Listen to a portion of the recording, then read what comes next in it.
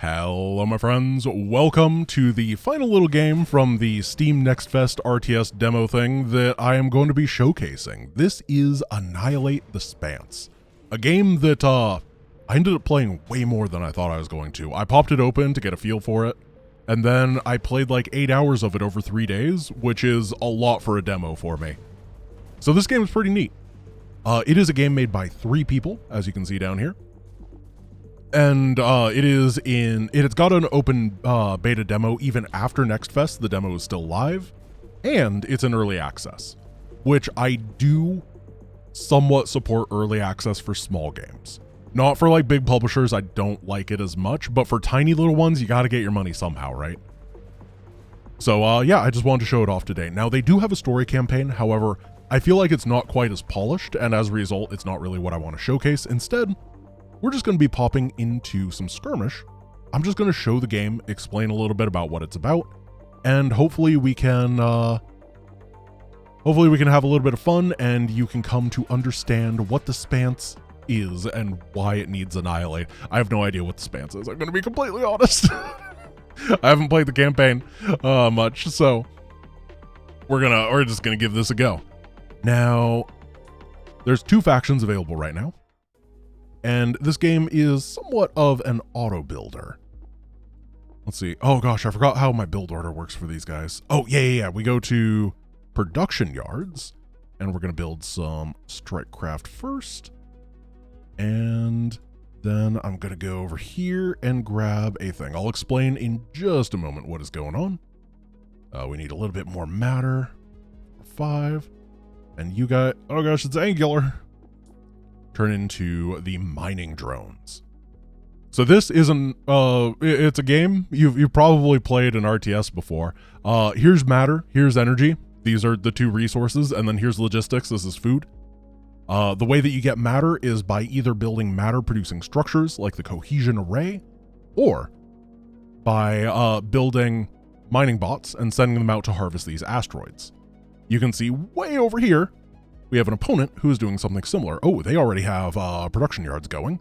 So we are going to build some production yards of our own in order to fight them off. Now, this is a game where things auto-build and then they auto-fight. It is much more strategic than it is about APM or micro. One thing I like about it is the way that it works with building.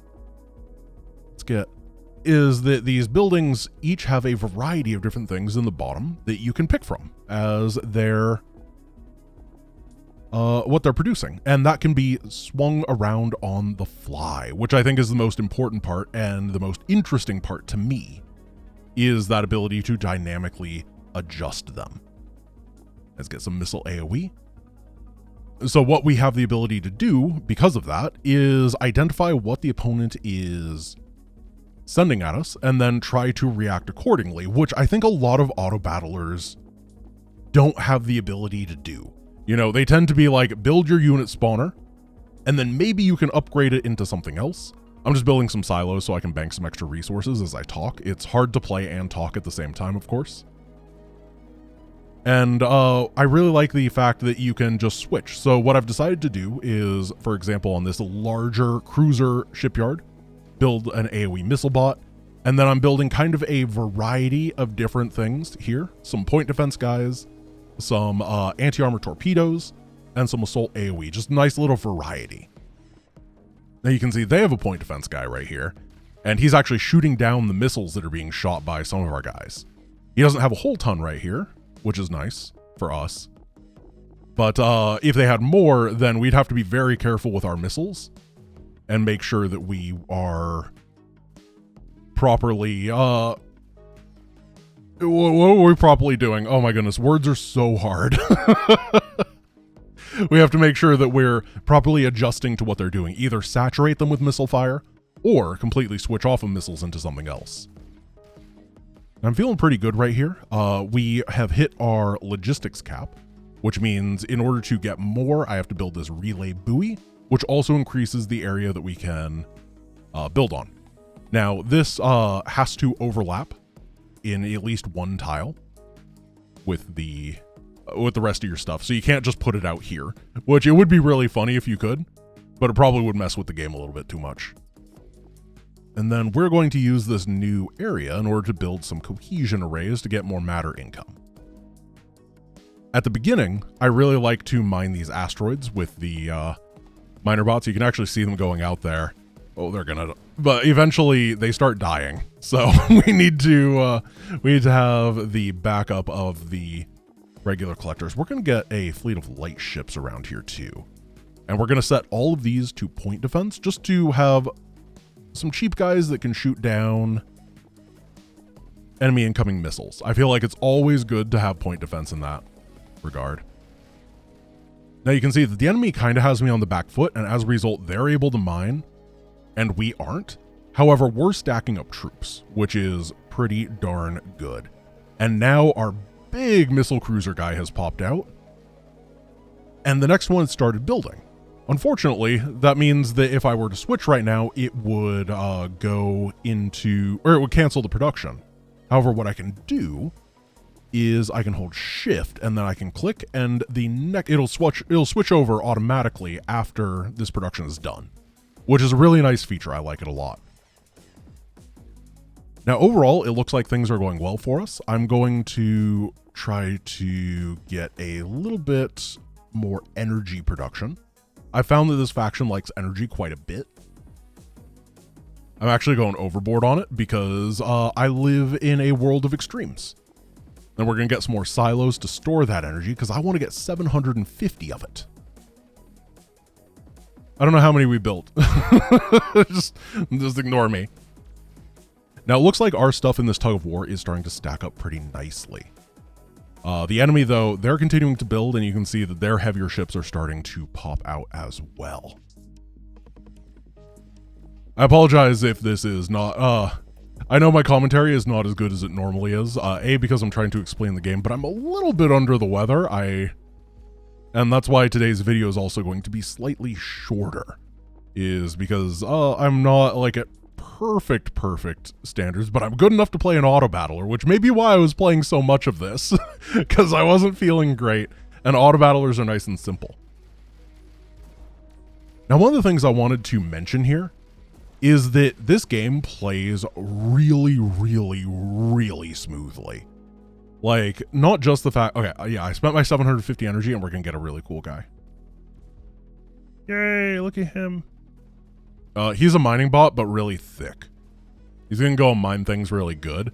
And he's got a bunch of point defense lasers, so if the enemy tries to get in the way, then he can point defense. Oh, he's just gonna YOLO right over here.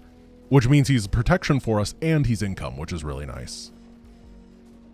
And then what we're gonna try to do is we're gonna try to get a capital ship. Oh, we don't have enough logistics. We're gonna try to get more logistics. Nailed it. And then we're going to try to get a capital ship. I mean, technically this guy's a capital ship, but he's just he is a big SCV. Now the enemy is coming in. This is an assault ship. It had a very bad day. Oh my goodness, he got wrecked. But one thing I wanted to point out with the way that the AI works that I really like is if we sit here, we might have enough range that it doesn't happen. But generally, if you outrange the enemy, your front line starts getting broken, you can actually see our units did a little bit of a backup here. And the long range stuff will just kite backwards, which I think is really nice. They don't just run to their doom. Yeah, let's get a capital ship here. Let's get the armored anti-base broadsider. Now, it's got a really long production, 90 seconds, and 120 second build time. So I don't know if that's going to be good or not, but I kind of wanted to give the opponent the opportunity to come back. One thing I have noticed is that the AI in this game needs a little bit of a tune-up. Its hardest difficulty is not the hardest in the world, but it is pretty fun for, remember, it's early access and all that kind of stuff. The other thing that I'm a little bit concerned about is it does seem like snowballing can be kind of rough. Now, if you have a bunch of stuff in the back that's slowly backing up in the later stages, then it can pick apart this ball as it gets built.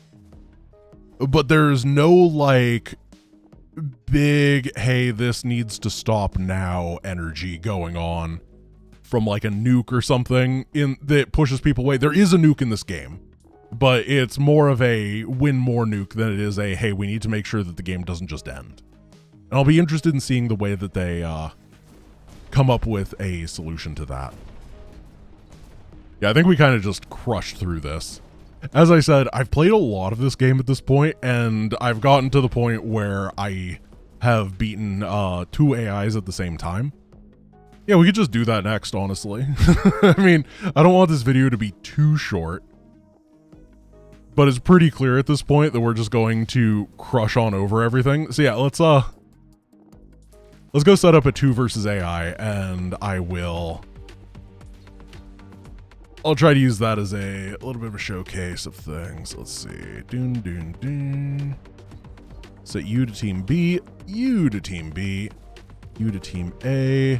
Let's go play the other faction just to show them off. Unfortunately, we won so fast our capital ships didn't pop out. One thing I'll say is that I think the ship design for the most part needs a little bit more differentiation. Most of the things are tubes or triangles, and I think that they could do a little bit better in that regard. So for this faction, we are actually going to start with more matter creators, because the matter creators are much smaller. The ones on the other faction are flipping huge.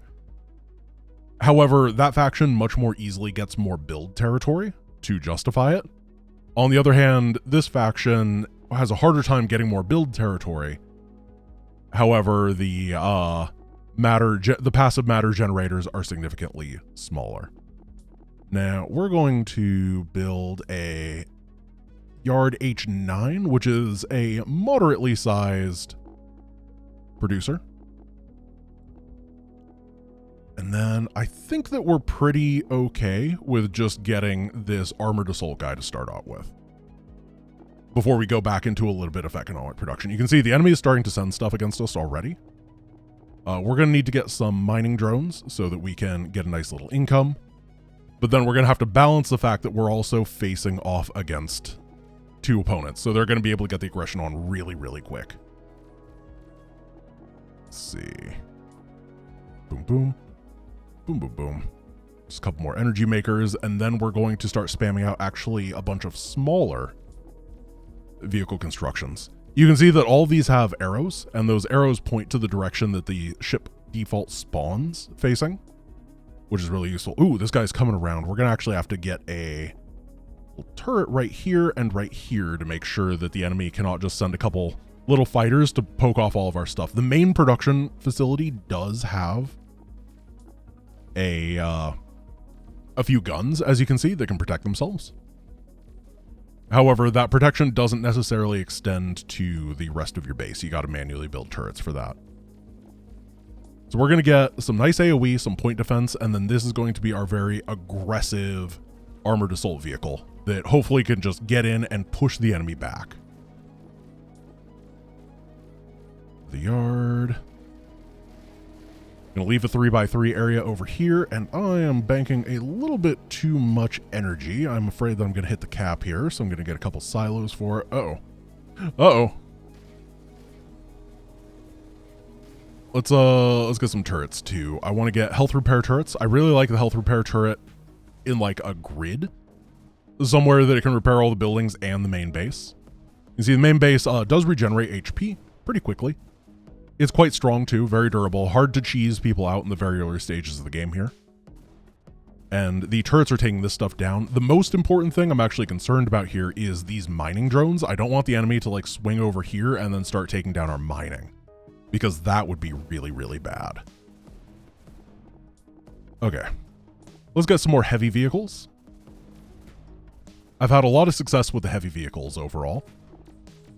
I think we're going to get 1 point defense guy, and then I'm going to grab a flak AoE. So we have this nice assault ship that is good against everything. This guy's already got 19 kills. It even shows you the distribution of kills, which I think is very cool. And then we are going to have point defense, which is good at keeping things alive, and we're going to have some AoE, which I think is just a good combo. And then during this time, we're going to try to get... Oh, we are logistics capped, of course. I always forget to build houses in this game. I find that supply in RTS overall is hardest when you only have to build it occasionally, right? It's generally not that bad, but the less often you have to build it, the more easy it is to forget. So we're pushing the enemy back here. We're doing pretty nicely. A lot of our frigates are in the front. I kind of wish that they were behind, but you can't dictate that.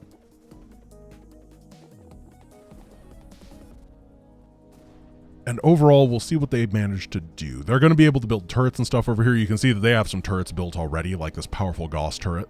That's probably going to stop me in my tracks, and I was so busy looking at stuff that I forgot to build silos. There we go.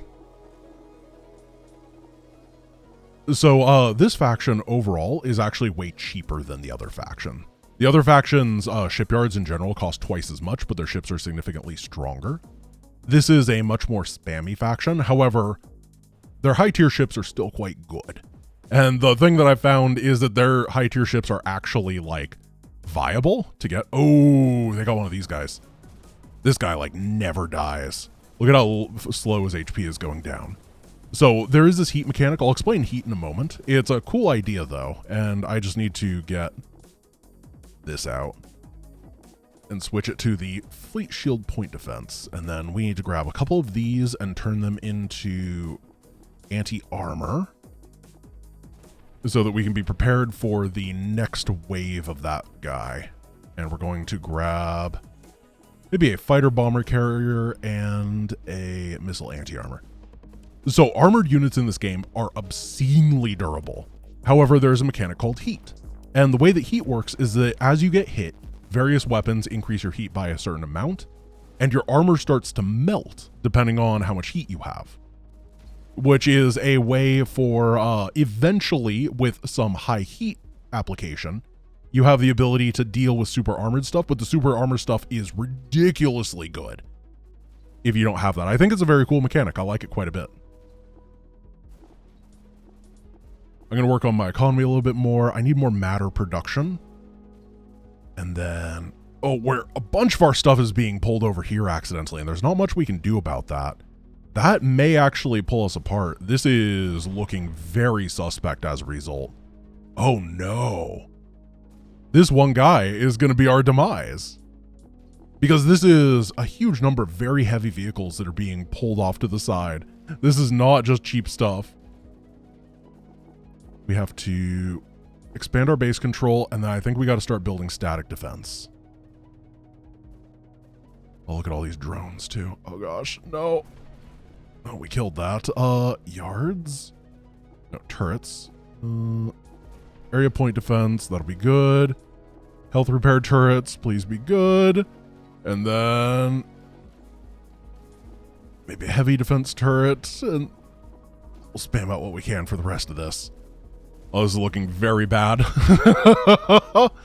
Oh, man. Now, where's these guys going? No! We really need them. Oh, we're going to lose. Okay, so as I said, this is playing against 2, and I think I could have done better. So the reason that the guy went over there is because he specifically is called a flanker. Kind of like this flanking our anti-armor guy, and they love swinging around the sides, and it was a quick flanker that just pulled a bunch of expensive stuff away and allowed the enemies to start snowballing a huge number of things. Unfortunately, my capital shipyard did go down, and it looks like I'm going to go down with the ship. When you're playing 1 versus 2, obviously you cannot get a very good economy in the start, which makes it more interesting. And, you know, I said I had beaten this before. Not that I have 100% win rate. I do think that 1 versus 2 is probably the best way to challenge yourself right now. Overall, I think Annihilate the Spance is a really interesting game. I've been enjoying it way more than I thought I would. And I'm just so tickled by the fact that it's got so many units on the field, and it runs well. I mean, obviously it runs well right now. There's nothing happening. But even when I was playing 3 versus 3, oh, I did not mean to press that. Even when I was playing 3 versus 3 and there was a good 1,000 things on the field, I was getting 45 to 55 FPS, which is insane. Really, really impressive that it manages to run that well. So yeah, overall, you can jump onto Steam and check this game out. As always, this is not sponsored or anything. It's just stuff that I was looking through and I was like, hey, it's actually pretty cool. And I always love highlighting small teams because I think that they have a really hard time getting the reach out, and it's a fun game. So thank you guys for watching. I hope you enjoyed today's slightly shorter than normal video, and I'll see you guys tomorrow. Peace.